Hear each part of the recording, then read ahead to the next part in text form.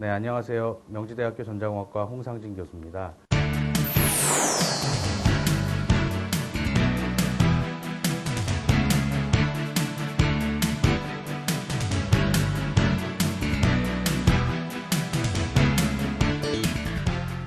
오늘부터 반도체 재료 및 공정에 대한 강의가 계속되는데요.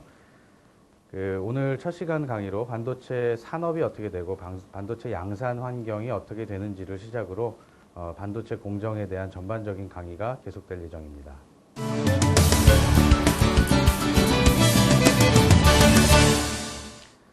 네, 첫 번째 강의로 세미컨덕터 인더스트리에 대해서, 반도체 산업에 대해서 여러분께 좀 설명을 드리고자 합니다. 먼저 반도체 동작 원리라든지 반도체가 어떻게 사용되는지 기타 등등의 것들을 알기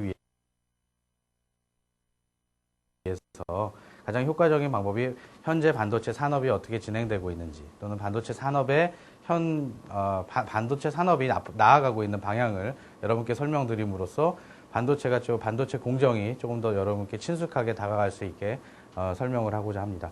첫 번째 동영상 촬영이라서 저도 굉장히 많이 어색한데요. 여러분들도 아마 동영상 강의 그러면 굉장히 따분한 강의를 많이 보셨을 것 같아요. 그런데 좀 더 여러분과 저와 먼 곳에서 대화를 할 수 있는 것처럼 좀 더 편하게 다가가 보려고 합니다. 자, 반도체 산업에 대해서 간단하게 좀 설명을 드릴게요. 여러분, 반도체 업체, 반도체 회사 그러면 가장 대표적으로 떠오르는 회사가 두 회사가 있겠죠.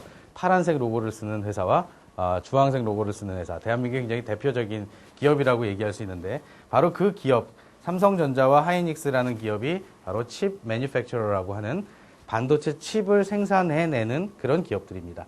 그럼 반도체 칩을 생산해내는 기업 주변에는 그럼 어떤 기업들이 있을까? 또한 어떤 산업들이 진행되고 있을까를 한번 고민해 보도록 하죠. 반도체를 삼성전자나 하이닉스에서만 만들 수 있다. 말은 맞는 말이에요. 그러나 그 주변에 있는 어떤 도움되는 것들이 없다면 반도체를 만들 수가 없다고 제가 이렇게 설명드릴 수가 있고요. 반도체를 아무리 만들어도 사용하지 않으면 쓸모없는 반도체가 되겠죠. 그래서 반도체를 제조하는 업체를 사이에 두고 왼쪽과 오른쪽에 어떤 업체들이 있는지, 또한 어떤 역할들이 있는지 여러분께 설명을 좀 드리고자 합니다.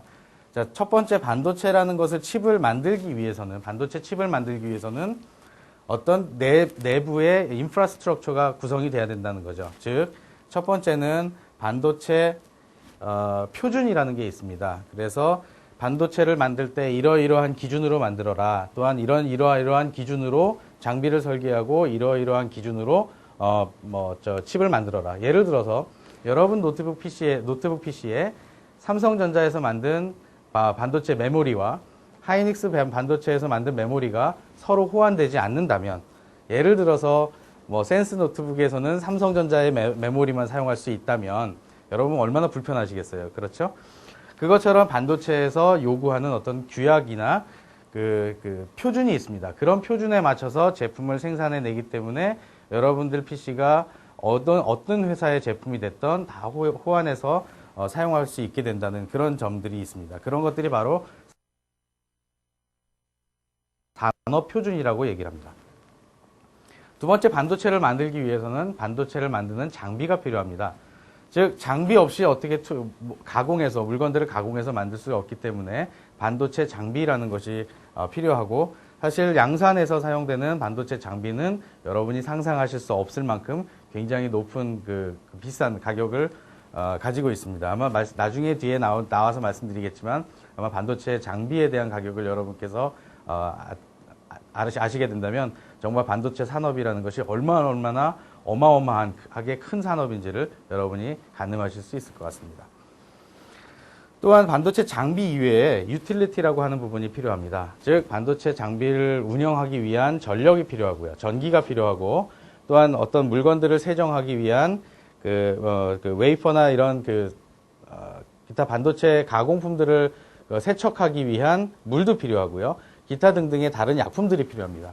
즉, 그런 유틸리티들이 제공되고, 또한 반도체를 가공하기 위한 재료들과 화학약품들이 필요하죠.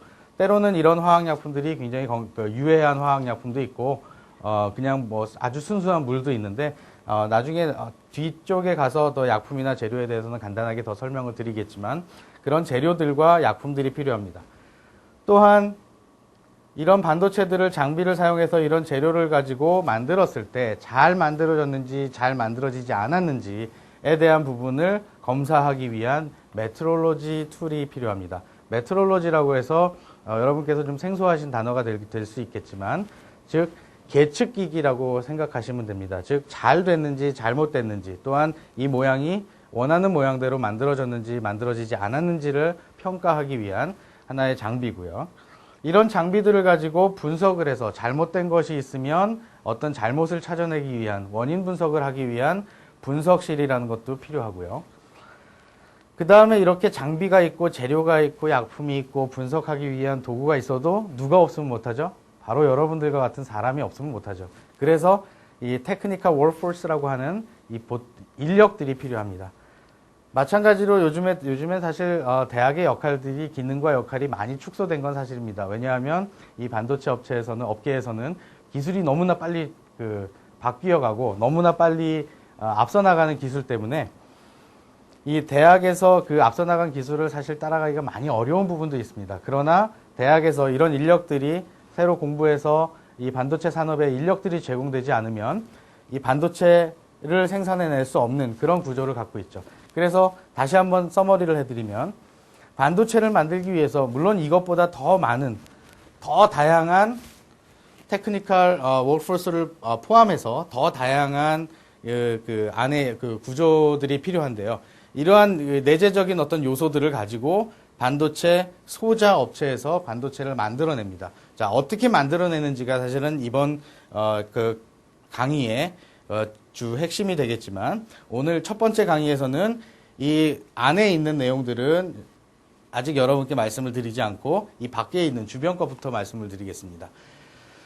그래서 저런 그 인프라스트럭처를 가지고 칩 메이커들이 또는 칩 매니팩처러들이 반도체를 만들어서 제품으로 나오게 된다면 과연 그 반도체 제품들은 어디에 사용될 것인가? 사실 여러분들이 사용하는 모든 전자제품에는 반도체가 들어가 있다고 해도 과언이 아닐 겁니다. 아마 여러분들이 사용하는 반도체 그러면 여러분들은 흔히 컴퓨터, 노트북만 생각하시겠지만 여러분이 생각하실 수 없는 그런 모든 부분에서도 반도체가 들어갑니다. 심지어는 여러분이 타고 다니는 지하철의 모터에도 반도체가 들어가고요. 심지어는 제가 지금 사용하고 있는 이 포인터 안에도 무수히 많은 반도체가 들어가 있습니다. 자, 그 반도체들이 예를 들어서 컨슈머 프로덕트라고 하는 즉 일반 소비자들이 사용하는 제품으로 사용되는데 마찬가지로 컴퓨터, 자동차, 항공기, 의료기 뿐만 아니라 범산업적으로 전반적으로 어떤 전자라는 용어가 사용되는 제품이라면 다 반도체가 들어가 있다고 생각하는 거죠. 우리 대한민국은 메모리를 주로 잘 만드는 회사로 알려져 있기 때문에 그 반도체 그러면 메모리만 생각을 하시는데 메모리 이외에도 메모리가 아닌 다른 시스템 반도체가 굉장히 많이 있습니다. 그래서 이런 역할들, 시스템 반도체들이 안에서 이런 역할들을 해주고 있죠. 단지 여러분들의 눈에 보이지 않을 뿐입니다. 마찬가지로 커스터머 서비스 영역이 있고요. 그 다음에 OEM이라고 하는 오리지널 이퀄먼트 매니팩처러라고 해서 반도체가 여러분들을 위해 사용되는 것이 아니라 반도체를 만드는 장비에도 사용되고 어떤 그 과정에 되는 장비의 그 제품으로 사용되는 그래서 여러분들은 직접 사용하지 않지만 업체에서 사용되는 그런 반도체들로 사용이 됩니다. 또한 그 전자공학에서 핵심적인 요소라고 불릴 수 있는 PCB라고 하는 Printed Circuit Board라고 하는 PCB가 있는데 PCB 그러면 여러분들이 뭘 생각하실 수 있냐면 전자제품의 녹색 판 그 안에 뭔가 깨알같이 올라가 있는 그 전자부품들이 올라가 있는 그 판들을 바로 PCB라고 하죠. 그 PCB 안에도 반도체가 올라가서 그것이 시스템을 구성하고 제품이 만들어져서 저희가 흔히 사용할 수 있는 거죠. 흔히 제가 그 예를 드는 것들이 핸드폰이라는 것을 예를 많이 듭니다. 지금 핸드폰 여러분들이 갖고 있는 핸드폰을 한번 바라봐 보시면 앞에 액정이라는 것이 보일 거예요. 그 액정이라는 것도 결국은 반도체 가공 기술을 만들어서 디스플레이를 하는 LCD라고 하는 것들도 그렇게 만들어지는 것이고요. 그 안에 폴더로 돼 있다면 폴더를 한번 열어보시고요. 슬라이딩으로 돼 있다면 슬라이드를 한번 열어보시면 그 안에 숫자를 누르는 키패드가 있습니다. 그 키패드를 조작함으로써 그 안에 있는 반도체 회로를 구동시켜서 우리가 원하는 기능들을 할 수 있죠. 핸드폰 얘기가 나왔으니까 더 재밌는 얘기를 생각해보면 어떻게 저는 아직도 전자공학과에 있는 교수지만 아직도 어떻게 핸드폰으로 저 멀리 있는 사람과 전화통화를 할 수 있는지 사실 굉장히 신기한 기술이죠.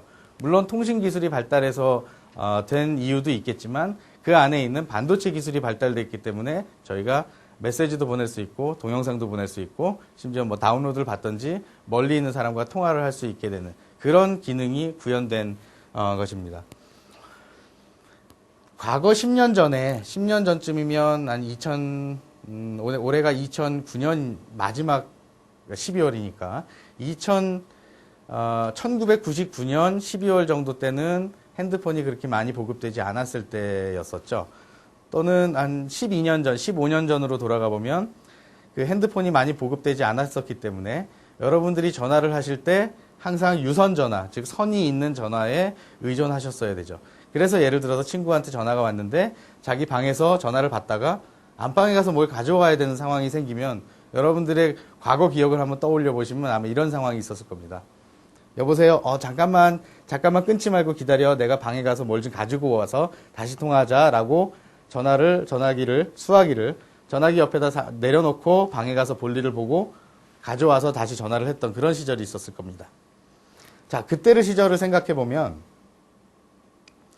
선이 없는 전화로 전화를 하는 사람은 이 세 글자로 표현할 수 있죠. 제가 이 녹화할 때는 얘기를 하기가 어려운 미로 시작하는 그리고 노무로 끝나는 즉 전화선이 없는 전화를 가지고 전화를 한다 그러면 정신이 나간 사람이라고 아마 표현이 됐었을 겁니다. 그러나 요즘 시절에 있어서 전화선 때문에 내가 다른 곳에 이동하지 못한다면 바로 그 사람이 뭔가 좀 이상한 사람이라고 표현이 되죠.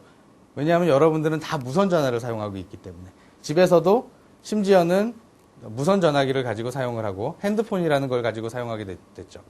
바로 불과 15년 전에는 사실 우리 손에서 있지도 않았던 그런 핸드폰이라는 것이 이동통신이라는 것이 지금에는 이동통신이 없으면 살 수 없는 그런 상황에 처하게 됐는데 그 바로 핵심 원동력이 반도체라고 얘기를 할 수 있습니다.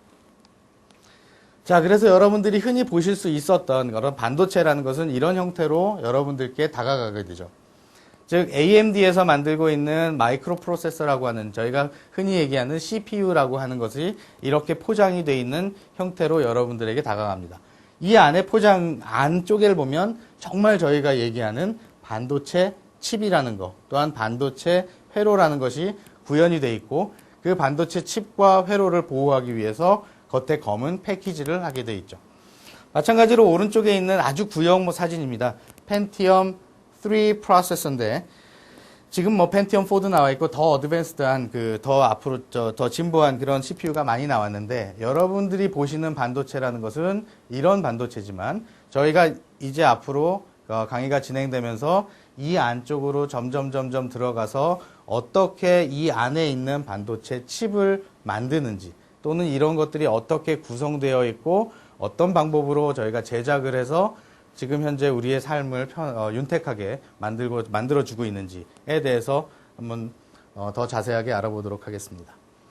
자, 반도체 산업이 발달된 것은 아마 1940년대, 50년대, 60년대를 기점으로 반도체라는 개념이 나오기 시작해서 급속도로 발전한 것은 1980년대 후반부터 1990년대, 지금 2000년대까지 굉장히 빠른 속도로 반도체 산업이 증가하고 있습니다. 흔히 반도체 산업에서 가장 첫 번째로 얘기하는 것들은 트라이오드 베큐um 튜브라고 하는 저희 진공관이라고 하는 것입니다. 혹시 음악을 하셨던 분들이나 기타를 치시는 분들이나 아니면 음악 감상을 좋아하시는 분들은 이런 용어를 많이 들어보셨을 거예요. 진공관 앰프다라는 것을 많이 들어보셨을 거예요. 진공관 앰프의 장점은 소리가 부드럽다, 아날로그적인 소리가 나온다라는 얘기인데 현대 과학 기술이 발달된 것들은 바로 진공관 앰프에서 트랜지스터 앰프로 변화가 일어나면서부터 전자산업이 굉장히 발달을 했습니다. 즉 뒤에도 사진이 나오겠지만 이 진공관 앰프를 사용해서 어떤 컴퓨터를 만들었다. 그러면 아마 지금 여러분들이 사용하시는 그 펜티엄 컴퓨터, 노트북을 진공관 앰프로 만들었다라고 하면 아마 그 컴퓨터의 크기가 63빌딩의 한 반 정도는 되지 않을까. 그러면 여러분들이 63빌딩의 반 정도 되는 진공관으로 만든 컴퓨터를 사용하고 계신다면 사실 말이 안 되죠. 상상이 안 되죠. 그래서 나왔던 것들이 진공관 앰프를 통해서 라디오 커뮤니케이션, 즉 라디오 통신을 하게 되고 저희가 얘기하는 무선 단파 통신이라고 얘기를 하는데 그런 통신이 나오게 되면서 반도체 산업이 발달하기 시작했습니다. 특히 그런 산업에 더불어서 반도체 일화에 대해서 말씀을 잠깐 드리면 벨랩에 있었던 하여튼 예전에 미국에서 유명한 반도체에 유명한 사람들이 고체 반도체를 만들기 시작했습니다. 그래서 첫 번째로 트랜지스터라고 얘기하는 진공관으로 만든 앰프가 아니라 어떤 신호를 증폭하는 그런 용도의 것이 아니라 트랜지스터라고 명명되어 있는 반도체 소자를 처음으로 개발하게 됨으로부터 반도체 산업이 발전하게 됐습니다. 그래서 베큐um 튜브라는 것이 최적의 어떤 기술이 아니었습니다. 어떤 면에서 최적의 기술이 아니었냐면 작고 신뢰성이 있는 전자제품으로 최적의 제품이 아니었습니다. 자, 그 말씀은 아까 제가 63빌딩 말씀을 드렸었는데 작은 제품, 여러분이 손 안에 쏙 들어오는 핸드폰, 만약에 진공관으로 여러분이 핸드폰을 만들었다면 아마 지금 여러분이 계신 방 크기보다도 큰 핸드폰을 여러분이 가지고 다니셔야 된다는 말씀이고요. 만약에 그 핸드폰을 가지고 다니다 떨어뜨렸다. 그러면 진공관은 유리로 구성이 되어 있기 때문에 다 깨지게 됩니다. 즉 진공이 파괴돼서 전자제품으로서 역할을 못하게 되죠. 즉 여러분 방만한 크기의 유리로 된 제품들을 전화를 하기 위해서 가지고 다닌다. 그것도 말이 안 되는 거죠. 그런데 트랜지스터라고 얘기하는 반도체가 만들어짐으로부터 그 크기가 작아지고 떨어뜨려도 깨지지 않는 그런 내구성을 갖고 있는 반도체가 만들어졌습니다. 그래서 점점점 작게 만드는 기술들을 개발하기 시작했고요. 진공관을 사용하지 않고 훨씬 더 reliable하고 즉 믿을만하고 내구성이 있고 가볍고 열 방출이 적고 파워를 덜 소비하는 그런 반도체를 만들게 됐습니다. 자, 여기에서 제가 여러분께 드릴 말씀이 참 많은데요. 자, 핸드폰을 만약에 여러분 핸드폰이 사이즈가 작아서 주머니에 넣을 수 있다면 다행이지만 여러분 핸드폰이 사이즈가 크기가 커서 등에 메고 다녀야 된다면 여러분들은 느낌이 어떠세요? 혹시 군대에 갔다 오신 분들은 육군 통신 장비 중에 P77이라고 하는 무전기가 있죠. 자, 여러분 핸드폰이 P77이라고 생각하고 전화가 필요할 때마다 그 P77이라는 등 배낭 같이 생겼어요. 그 배낭을 메고 통신을 하신다면 말이 안 되겠죠. 그래서 점점 더 작게 어떻게 하면 더 작고 편리하게 만드는가가 바로 반도체를 이용한 전자제품이 지금 추구되는 방향이고요. 어떻게 하면 떨어져도 고장나지 않을까? 여러분이 실수로 핸드폰을 떨어졌을 때 한번 떨어뜨리면 고장난다고 하면 아마 여러분들 핸드폰에 쇠사슬까지 묶어가지고 다니시는 분들이 많이 있을 거예요. 즉 얼마나 신뢰성이 있느냐, 내구성이 있느냐, 얼마나 가볍느냐. 여러분들이 만약에 여러분 핸드폰이 3kg 정도의 아령 정도의 수준의 핸드폰이라면 분명히 남자분들도 가지고 다니기가 어려울 거예요. 한 번, 두 번 드는 정도야 여러분 쉽게 드시겠지만 3kg짜리를 24시간 여러분 주머니에 넣고 다닌다. 그것도 말이 안 되죠. 자, 한여름에 여러분들 그런 경험이 있으실까 모르겠어요. 한여름에 집에서 반바지를 입고 노트북을 무릎에 올려놓고 아마 인터넷을 해보신 경험이 있으실 거예요. 10분도 안 돼서 허벅지가 뜨뜻해지죠. 20분도 안 돼서 분명히 엉덩이에 땀이 찰 겁니다. 그것은 여름이기 때문이 아니라 컴퓨터가 뜨거워졌기 때문에. 근데 컴퓨터는 왜 뜨거워졌죠? 옆에 난로가 있었나요? 아니면 누군가 컴퓨터를 열받게 했나요? 그것이 아니죠. 그 안에 있는 반도체가 구동되면서 열을 발산하게 되어 있습니다. 그 열이 많이 발산하면 많이 발산할수록 제품의 신뢰성에 문제를 주게 되죠. 그래서 가능하면 열을 덜 발산시킬 수 있는 반도체를 만드는 것이 반도체 산업에서 굉장히 중요한 부분으로 차지하고 있습니다. 과학적으로 말씀드리면 그 열은 어디서 왔을까요? 여러분들에서 배터리에서 소모되는 그 에너지가 일부는 전기 에너지로 사용이 돼서 반도체를 구동시키는 데 사용이 됐지만 일부는 저항이라고 하는 그 성분 때문에, 회로에서 나타나는 저항이라는 성분 때문에 그 에너지가 소비되면서 그 소비된 에너지가 열의 형태로 발산되게 되는 겁니다. 어렵죠? 즉 뜨거워진다는 것은 에너지를 어딘가에서 에너지를 받아가지고 에너지를 소비한 것인데 그 에너지는 어디서 나왔을까요? 분명히 노트북이라고 제가 말씀을 드렸을 때 노트북은 흔히 그 배터리로 동작을 하게 되죠. 즉 여러분들이 갖고 있는 노트북에 있는 배터리에서 제공된 에너지가 열로 손실이 된 거죠. 즉 열을 많이 발생시키면 많이 발생시킬수록 배터리의 소모량이 그만큼 많죠. 그래서 어떻게 하면 반도체를 low power consumption, 즉 반도체가 에너지를 최소로 사용할 수 있는가를 고민하게 됐죠. 즉 여러분들이 어떤 신형 노트북을 샀는데 노트북의 배터리 시간이 30분밖에 안 돼요. 그러면 1시간 동안 여러분이 사용하기 위해서 배터리를 2개를 구매해야 된다는 그런 예비가 되고요. 그 시간이 갈수록 배터리의 용량은 여러분이 사용하는 컴퓨터의 소프트웨어는, 즉 프로그램, 게임이든지 뭐 다른 것들은 더 많은 에너지를 소모하게끔 설계가 되어 있는데 여러분의 배터리는 시간이 가면 갈수록 그 용량은 작아지게 되겠죠. 그래서 어떻게 하면 그 반도체 자체가 에너지를 덜 소모하고 에너지를 덜 소모하고 그럼으로써 열을 덜 방출시키고 떨어뜨려도 그래도 깨지지 않는, 또는 한 1년, 2년 사용해도 아직도 쓸만한, 그리고 내 주머니 안에 쏙 들어올 수 있는 그런 제품을 만들 것인가, 그런 제품에 들어갈 수 있는 반도체를 만들 것인가가 바로 반도체 산업에서 아주 중요하게 생각되고 있는 점입니다. 자, 아까 말씀드렸듯이 진공관 앰프는 이렇게 생겼습니다. 즉 요게 하나의 트랜지스터라고 얘기하는 반도체 소자 한 개고요. 뭐 크기에 따라 용량에 따라서 서로 다 다르긴 하지만 요즘 저희가 흔히 플래시 메모리를 많이 사용하고 시고 계시니까 플래시 메모리의 용량을 한번 얘기해 볼게요. 여러분들 지금 그 핸드폰이나 이렇게 주머니 열쇠고리에 달고 다니시는 핸드폰에 달려있는 플래시 메모리의 용량이 어느 정도나 되세요? 아마 1GB 정도는 다 가지고 계시지 않을까.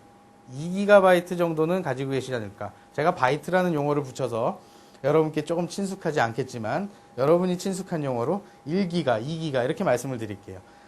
아마 2기가 갖고 계신 분 손 한번 들어보세요. 동영상 이렇게 해서도 손을 드시는 분이 있네요.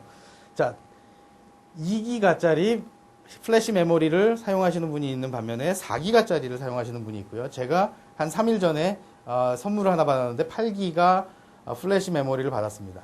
8기가라고 하는 것들, 이 숫자가 의미하고 있는 것을 여러분께 잠깐 설명을 드리려고 합니다. 컴퓨터에서 1바이트라고 하면 8비트라는 그 숫자로 표현합니다. 즉 1바이트는 하나의 문장을, 하나의 워드를 표현하는 단위로서 숫자 8개를 연속으로 놓을 수 있는 정도의 용량을 바이트라고 합니다. 즉 8기가바이트라고 얘기를 하면, 기가라는 것은 10의 9승이죠. 즉 1, 10, 100, 1000만, 10만, 100만, 1000만, 1억에다가 8이 하나 더 들어갔으니까 80억 개의 소자가 들어가 있는 반도체라고 얘기를 합니다. 즉 80억 개 바이트니까 그거 곱하기 비트로 따지면 8 곱하면 88에 64, 640만 비트의 어떤 정보를 표현할 수 있다고 하는데, 이 진공관 하나가 바로 1비트를 표현한다고 생각해 보시면 이게 640만 개가 있다고 그러면 얼마만큼 큰 양인지 아마 여러분이 상상해 보실 수 있으실 거고요. 방금 졸다 깨신 분들은 이렇게 한번 생각해 보시면 되시겠어요. 640만 원이라는 그 돈을 만원짜리로 한번 바꿔보시면 어느 정도나 될까요? 100만 원이 한 요 정도 되니까 600만 원이면 한 요 정도 되겠네요. 굉장히 저희가 흔히 600만 원 이렇게 모아놓으면 뭐라고 하죠? 이걸 뭉칫돈이라고 하죠. 쌈짓돈이라고 하지 않죠. 이 뭉칫돈을, 만원짜리 이 뭉칫돈을 1000원짜리로 한번 은행에서 바꿔보시면 이게 부피가 어느 정도나 될까요? 아마 제 키 높이 이상 그 정도 되지 않을까요? 뭐 한 이 정도 된다고 칩시다. 한 1.5m 정도, 제 키 높이 정도 되면 1.5m 정도 된다고 보시면 1.5m 정도 되는 것을 100원짜리로 한번 바꿔보시죠. 그럼 양이 얼마나 될까요? 아마 산타 할아버지가 가지고 다니는, 산타클로스가 가지고 다니는 그 빨간 그 자루가 대략 한 100개는 있어야 되지 않을까. 근데 아직까지도 그건 100원짜리예요. 10원짜리로 바꾸면 어떻게 될까요? 아마 지금 이 녹화를 하고 있는 이 촬영장을 가득 메울 정도의 10원짜리가 되겠죠. 그런데 아직도 10원짜리입니다. 그걸 1원짜리로 바꾸셔야 바로 이 진공관이 반도체의 640만 개로 표현이 되죠. 즉, 이 방을 가득 메운 10원짜리 주머니를 1원짜리로 바꿔서 이 방을 가득 채우면 아마도 적어도 이 방에 5배, 6배, 7배 정도의 공간이 필요할 겁니다. 뭐가? 제 전화기 하나에 달려있는, 달랑달랑 달려있는 8GB 플래시 메모리에 들어있는 반도체 소자의 개수가. 상상이 되시나요? 그래서 그런 반도체 소자가 바뀌기 시작한 것이 바로 벨랩에서 처음에 반도체를 고안해냈던 그 방법 때문입니다. 즉, 반도체라고 하면, 이제 반도체를 조금 더 자세히 설명드리면, 반도체라고 하는 것은 여러분이 흔히 생각하시기에 반만 도체인 거라고 생각하시는 분들이 많아요. 도체는 뭐냐? 전기를 통하는 물질이다. 부도체는 뭐냐? 전기를 통하지 않는 물질이다. 그럼 반도체는 뭐냐? 제가 아까 먼저 답을 가르쳐 드렸듯이 반만 통하는 물질이 반도체다. 띵! 아닙니다. 반도체라는 것은 반만 통하는 것이 아니라 어쩔 때는 전기가 흐르고 어쩔 때는 전기가 흐르지 않는 것입니다. 제가 예전에 학생들하고 강의를 하면서 이런 질문을 했었죠. 자, 전기를 주면 전기가 흐르고 전기를 주지 않으면 전기가 흐르지 않는 것을 뭐라고 할까요? 라고 질문을 했더니 한참 고민을 하더니 반도체요 라고 얘기를 하더라고요. 그래서 제가 또한 이렇게 얘기했습니다. 그러면 구리선에, 도선에 전기를 주면 전기가 흐르고 전기를 주지 않으면 전기가 흐르지 않으니까 구리선도 반도체겠네 라고 얘기를 했더니 그 학생이 머리를 갸우뚱 하더라고요. 자, 과연 반도체는 무엇이냐? 과연 전기를 반만 흐르게 하는 것이 반도체냐? 그것이 아니라 어떤 조건을 만족시키면 전기가 흐르고 어떤 조건을 만족시키지 않으면 전기가 흐르지 않고, 흔히 우리가 얘기하는 MOSFET라고 얘기하는, 어렵죠 말이, MOSFET라고 하는, 흔히 CMOS는 여러분이 많이 들어보셨을 거예요. CCD나 CMOS나 이런 용어들은 많이 들어보셨을 텐데, CMOS라고 하는 그 용어 안에 들어가 있는 반도체 소자를 FET라고 얘기합니다. Field Effect Transistor라고 얘기하는데 뒤에 또 자세히 나오게 되겠지만, 그 FET를 구성하고 있는 소자의 동작 원리를 저는 수도꼭지에 비유를 합니다. 자, 수도꼭지, 여러분 집에 있는 수도꼭지는 언제나 물이 흐르나요? 그렇진 않죠. 언제 물이 흐르죠? 자, 부엌에 있는 수도꼭지를 한번 생각해 보시죠. 언제 부엌에서 있는 수도꼭지가 물이 흘러나오죠? 그렇죠. 수도꼭지를 열었을 때. 그럼 수도꼭지를 잠가 놓으면 물이 흐르나요? 흐르지 않나요? 당연히 흐르지 않죠. 왜 흐르지 않죠? 수도꼭지를 잠갔으니까. 그게 바로 반도체의 동작 원리라고 얘기를 합니다.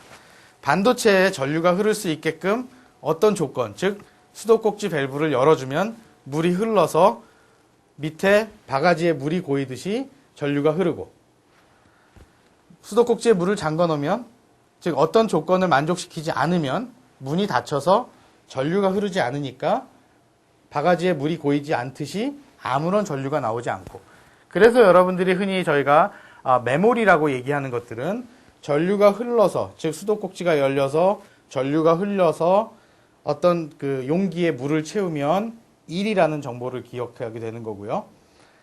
수도꼭지를 잠가서, 즉 물이 흐르지 않아서, 즉 전류가 흐르지 않아서 어떤 정보를 저장할 수 있는 장치에 정보가 저장되지 않으면 0으로 표시돼서 0과 1을 구분할 수 있게 되는 거죠.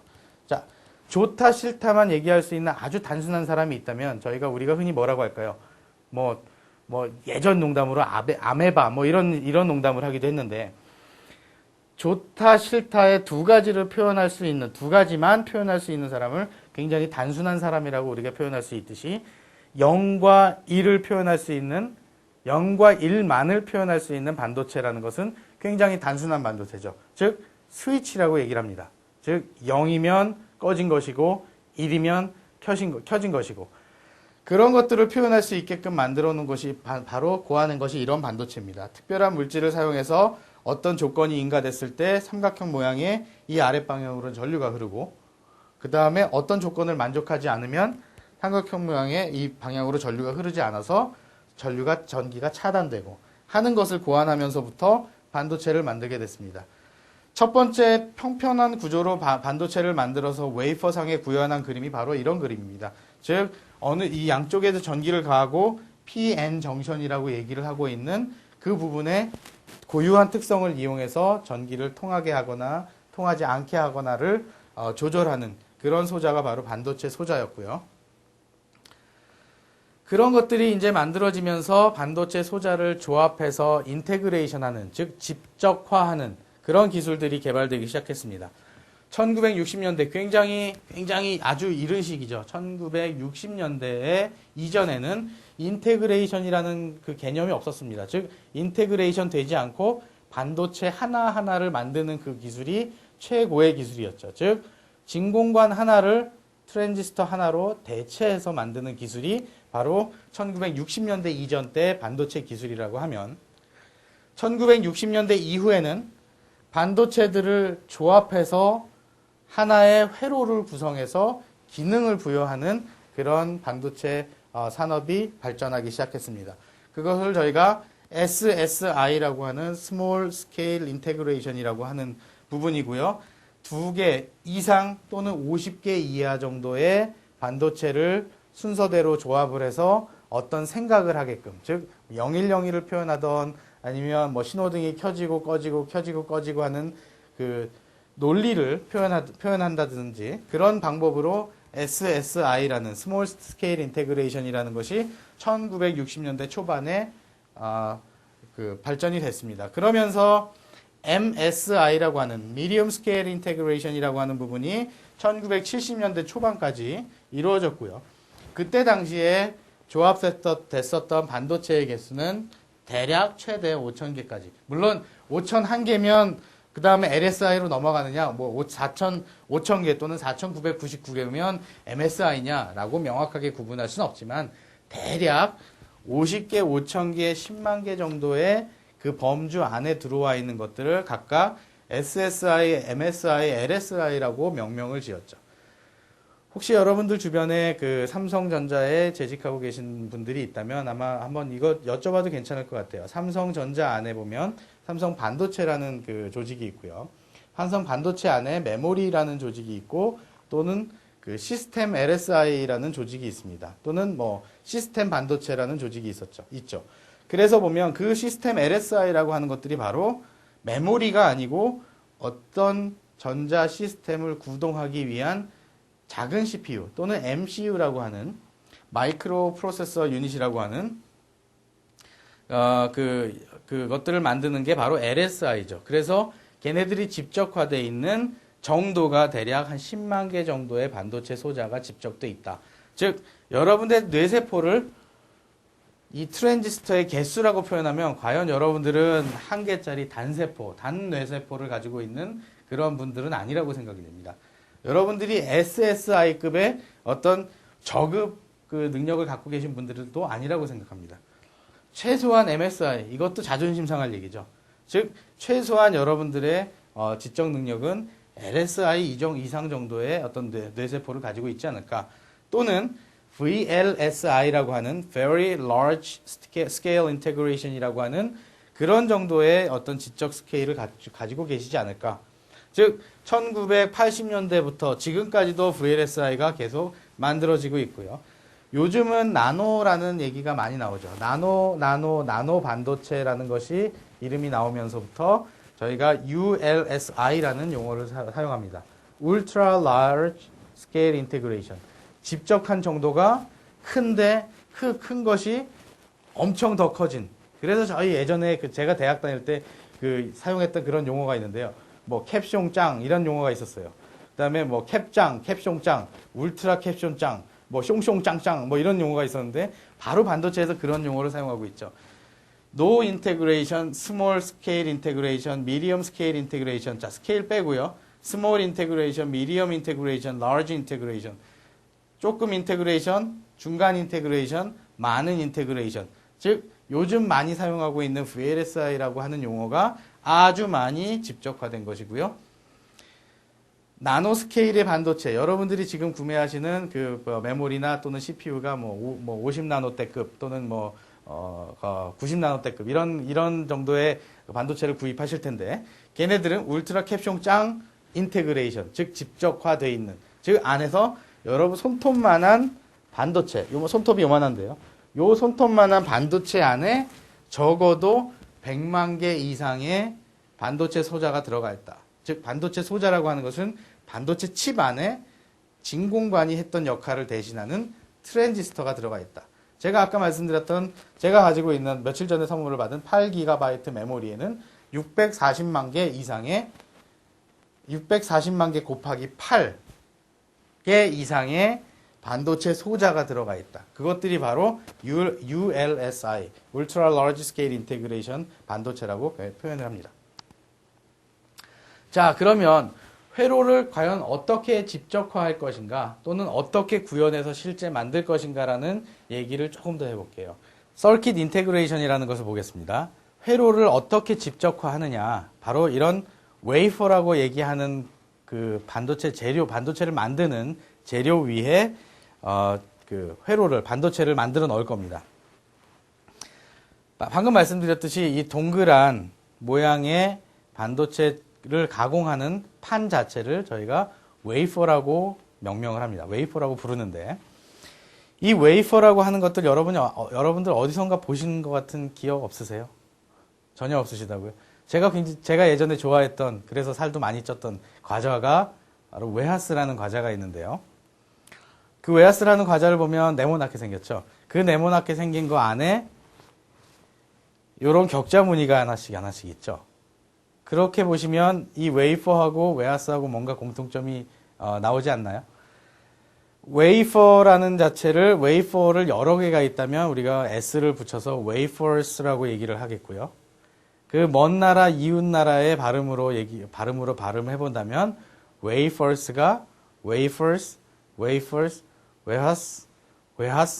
웨하스가 되는 그런 발음이 아닌가요? 그래서 저는 나름대로 제가 믿고 있기는, 제가 그냥 추측하기는, 또는 제가 지어내기는, 이 바로 웨이퍼라고 하는 그 발음과 저희가 이게 과자로 사 먹는 웨하스의 그 과자의 이름과 아마 그 뭔가 그 이름의 기원이 또는 어원이 비슷하지 않을까 하는 그 추측을 합니다. 자, 뭐 약간의 농담이었고요. 그러나 아직도 저는 그렇게 믿고 있습니다. 웨하스라는 것이 바로 이 웨이퍼라는 것을 의미하고 있다라고 생각을 한다면, 바로 이런 웨이퍼라는 기판, 즉 하나의 판 위에 반도체가 만들어지고, 요 반도체의 격자무늬 이런 하나하나를 떼어내면 바로 여러분들이 사용하실 수 있는, 물론 여러분들이 직접 사용하시지 않겠지만 여러분들이 사용하시는 전자제품에 들어가 있는 반도체가 된다고 얘기를 합니다. 즉 요거 한 칸이 여러분의 반도체 메모리가 될 수도 있고요. 요거 한 칸이 바로 여러분들이 사용하시는 플래시 메모리가 될 수도 있고요. 요거 한 칸이 바로 여러분 컴퓨터에 들어가 있는 그 마이크로 프로세서 또는 CPU라고 하는 그 안에 들어가 있는 반도체가 될 수도 있고요. 자, 예를 들어서 저희가 메모리, 가장 비싼 게 여기 CPU니까, CPU라고 좀 생각을 해보고, 이 CPU를 만든 웨이퍼라고 생각을 해보죠. 예를 들어서, 인텔이라는 회사에서 이런 웨이퍼의 CPU를 만들었다. 여러분이 지금 인텔 CPU를 완제품으로 사실 때는 대략 한 20만원, 15만원 정도의 가격을 주시겠지만, 얘네들 정도 패키지 하나 이렇게 따로 패키지가 돼 있기 전에 반도체 칩 자체의 가격을 대략 100불, 120불, 80불 이 정도로 왔다 갔다 한다고 합니다. 그러면 예를 들어서 이 하나가 100불이라고 얘기를 한다면, $100라고 얘기를 한다면, 이 안에 웨이퍼 안에 이 100불짜리가 몇 개나 들었을까요? 대략 얼추 한 100개, 120개 정도 들은 것 같은데, 이따 시간 되시는 분은 한번 세보세요. 몇 개나 될지. 자, 100불짜리의 반도체가 한 100개 정도 들어있으면 얼마나 할까요? 계산이 안 되세요? 자, 100불짜리가 100개 있으면 100 곱하기 100은 만이죠. 만불이에요. 그러면 미화 만불, 즉 $10,000를 한국 돈으로 바꾸면 대략 환율이 1,200원인데 우리 쪼잔하게 200원 치지 말고 1,000원으로 잘라서 계산합시다. 1,000원으로 계산하면 1불이 1,000원이면 만 불은 얼마예요? 그것도 계산이 안 되세요? 1,000만 원이에요.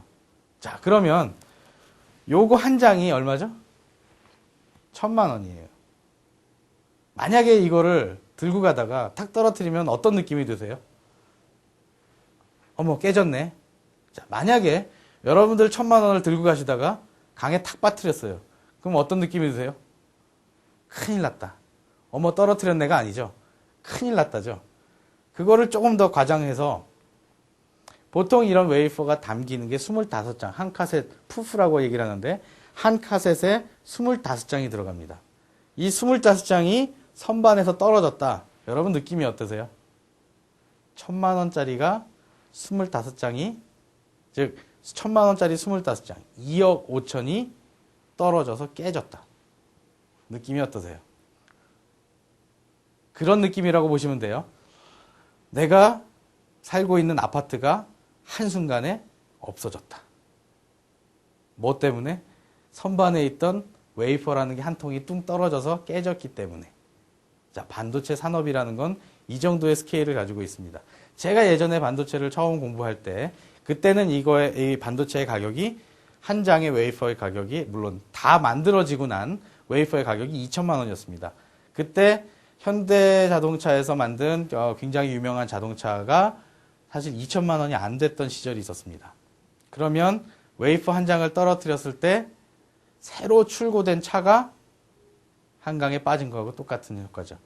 25장 웨이퍼가 떨어져서 깨졌다면 바로 한강 제3한강교에 25대의 새로 출고된 차를 발로 밀어서 강물에 빠뜨리는 그런 효과.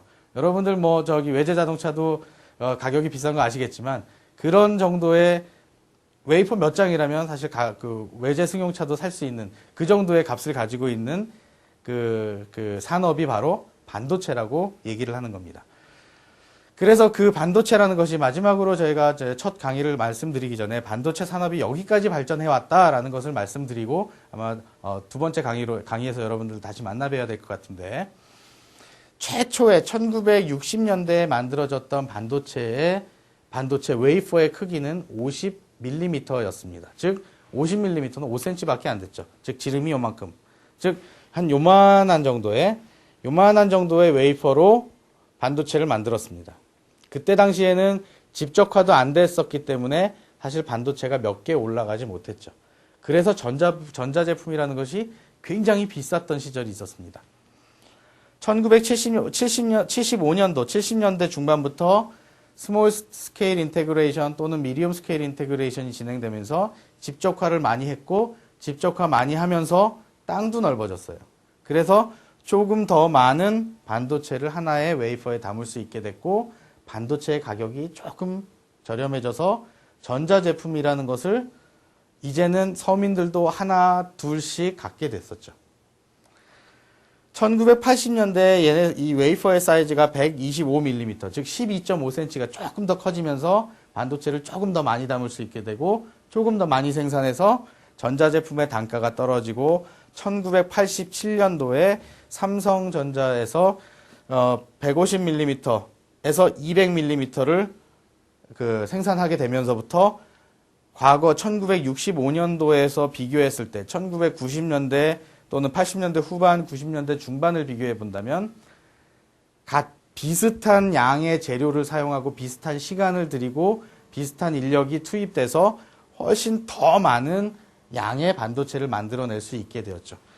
여러분들이 혹시 기억하실 수 있는 분이 있다면 1992년도에 386 IBM PC가 전 세계적으로 유행을 했었죠. 대한민국에서도 굉장히 유행을 했습니다.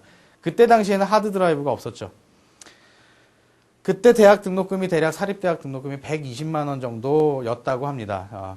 그때 당시에 컴퓨터 프린터, 지금 얘기하는 레이저 프린터, 컬러 프린터가 아니라 찌지직 만들어내는 가정용 닷 프린터까지 포함하고 대만산 14인치 그 CRT 모니터라고 하는 큰 이게 화면이 좌우로 큰 것이 아니라 앞뒤로 굉장히 큰 그 모니터 하나를 포함한 386 노트북, 386 데스크탑 컴퓨터가 가격이 200만 원이 넘어갔습니다. 즉 대학교 등록금이 120만 원이었을 때 컴퓨터 386 컴퓨터의 가격이 200만 원이 넘어갔다는 얘기는 현재 지금 대학 등록금이 400만 원이 넘어가죠. 즉 그 논리로 따지자면 그때 당시에 컴퓨터, 지금 우리가 컴퓨터를 산다면 적어도 800만 원 정도는 줘야 저희가 집에 하나 게임을 할 수 있는, 인터넷을 할 수 있는 컴퓨터를 사용할 수 있을 거라는 논리죠. 그런데 무엇 때문에?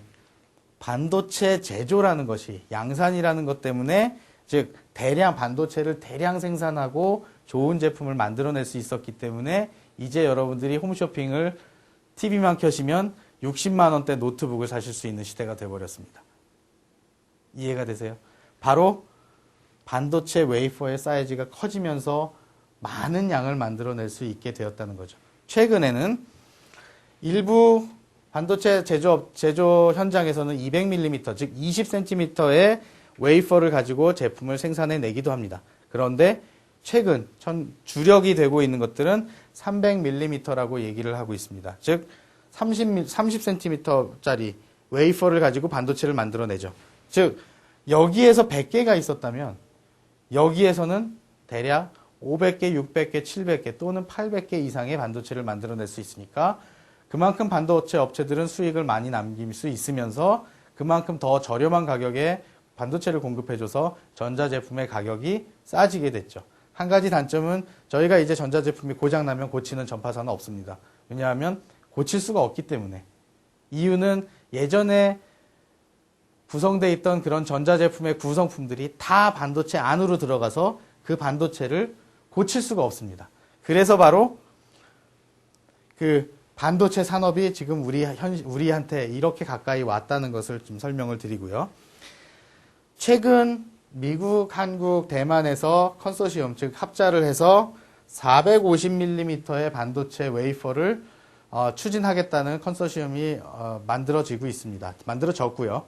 한 2년 전부터 시도가 되고 있는데 450mm 그러면 아마 여러분들이 생각해보면 45cm의 반도체 웨이퍼라고 하면 양은 한 2.8배 정도, 2.5배 이상의 양이 반도체 양이 나옵니다. 즉 굉장히 대량 생산을 할 수 있는 그런 환경으로 지금 치닫고 있습니다.